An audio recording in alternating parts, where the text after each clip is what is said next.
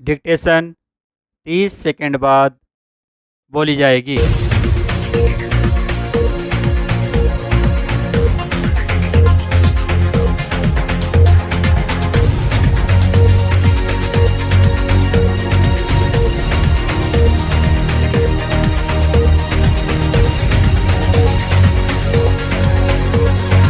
10 second.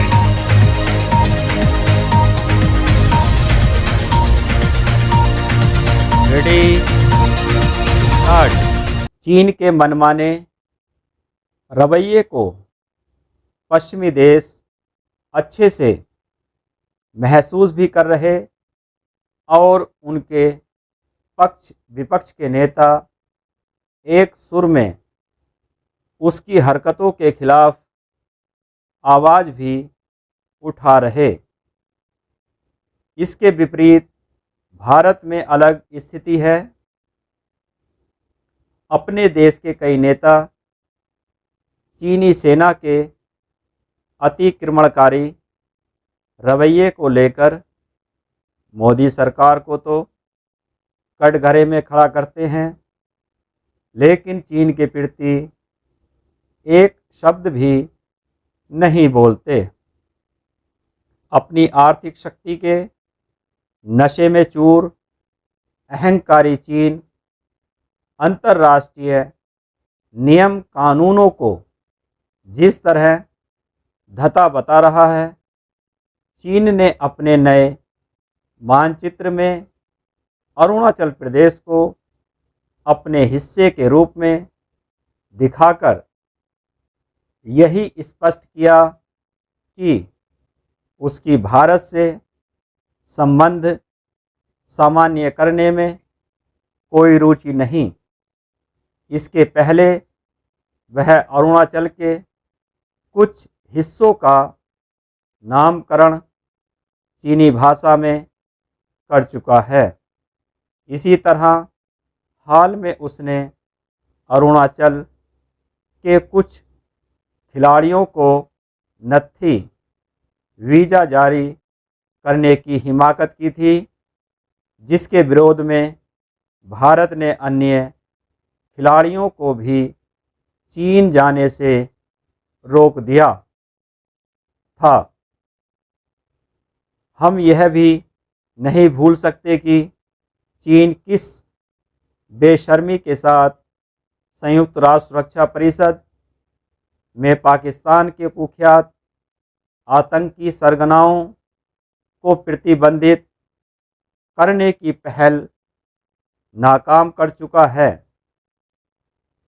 पाखंड की इससे बड़ी कोई मिसाल नहीं हो सकती कि कोई देश खुद को आतंकवाद का विरोधी भी बताए और आतंकी सरगनाओं का बचाव भी करे। अपनी आर्थिक शक्ति के नशे में चूर अहंकारी चीन अंतर्राष्ट्रीय नियम कानूनों को जिस तरह धता बता रहा है, उससे वह विश्व व्यवस्था के लिए खतरा ही बन रहा है। अब यह भी किसी से छिपा नहीं कि वह गरीब देशों को किस तरह कर्ज के जाल में फंसाकर उनका शोषण कर रहा है। चीन ने अंतर्राष्ट्रीय कानूनों की अनदेखी कर जिस तरह अपने नए नक्शे में दक्षिण चीन सागर को भी शामिल कर लिया, वह उसकी उपनिवेशवादी मानसिकता का ही परिचायक है। चीन के मनमाने रवैये को पश्चिमी देश अच्छे से महसूस भी कर रहे और उनके पक्ष विपक्ष के नेता एक सुर में उसकी हरकतों के खिलाफ आवाज़ भी उठा रहे। इसके विपरीत भारत में अलग स्थिति है। अपने देश के कई नेता चीनी सेना के अतिक्रमणकारी रवैये को लेकर मोदी सरकार को तो कटघरे में खड़ा करते हैं, लेकिन चीन के प्रति एक शब्द भी नहीं बोलते। इस मामले में राहुल गांधी सबसे आगे हैं। वह बार बार ऐसे मिथ्या आरोप लगाते हैं कि चीन ने हमारी ज़मीन हड़प ली है और प्रधानमंत्री कुछ नहीं कर रहे हैं। समझना कठिन है कि वह चीन को रास आने वाली बातें क्यों करते हैं। कहीं इसलिए तो नहीं कि कांग्रेस और चीनी कम्युनिस्ट पार्टी ने एक समझौता कर रखा है। कांग्रेस ने न तो यह बताया कि यह समझौता क्यों किया गया था और न ही यह कि राजीव गांधी फाउंडेशन को चीनी दूतावास से चंदा लेने की क्या ज़रूरत थी।